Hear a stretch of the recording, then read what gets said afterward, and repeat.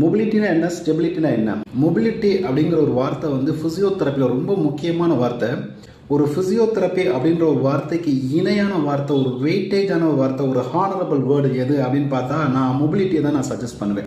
மொபிலிட்டினா என்ன அப்படின்னு பார்த்தீங்கன்னா, ஒரு ஜாயிண்டோடைய ரேஞ்ச் ஆஃப் மோஷன், அசையும் தன்மை தான் மொபிலிட்டி அப்படின்னு சொல்கிறது. நம்மளோட டே டு டே ஆக்டிவிட்டி எல்லாம் நம்ம செய்கிறதுக்கு நமக்கு எது தேவை அப்படின்னு பார்த்தீங்கன்னா, ஒரு ஜாயிண்டோட மொபிலிட்டி தேவை.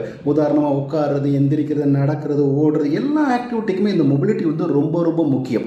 அப்போ ஒரு மொபிலிட்டி மட்டும் எனக்கு போதுமா அப்படின்னு பார்த்தீங்கன்னா கண்டிப்பாக பத்தாது. ஏன்னா ஒரு வேலையை நம்ம செய்கிறத விட அந்த வேலையை ரொம்ப நேரம் செய்கிறதுக்கு எனக்கு தேவையான ஒரு ஸ்டாமினாவை யார் ப்ரொவைட் பண்ணுறா அப்படின்னு பார்த்தீங்கன்னா அதுதான் அந்த ஜாயிண்டோட ஸ்டெபிலிட்டி.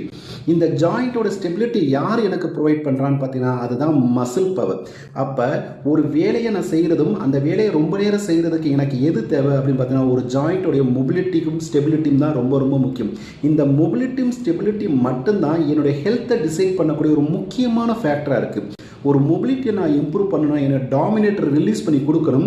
ஒரு ஸ்டெபிலிட்டி நான் இம்ப்ரூவ் பண்ணணும், என்னோட வீக்கரை நான் வந்து ஸ்ட்ரென்தன் பண்ணணும். இந்த மொபிலிட்டிலையும் ஒரு ஸ்டெபிலிட்டிலையும் ஒரு குறைபாடு வந்துருச்சுன்னா உடனே உங்கள் ஃபிசியோதெரபிஸ்ட்டை கன்சல்ட் பண்ணி அதை சரி பண்ணுறதுக்கு வழியை தேடுங்க.